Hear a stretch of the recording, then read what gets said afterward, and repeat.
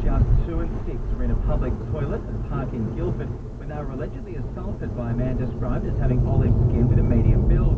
The child abuse squad formed Strike Force Sandyman to investigate, and now they say they've linked the attack to an incident at Haverfield Public School last May. There, 3 young girls were assaulted in a stairwell within the school grounds during class time. They provided a similar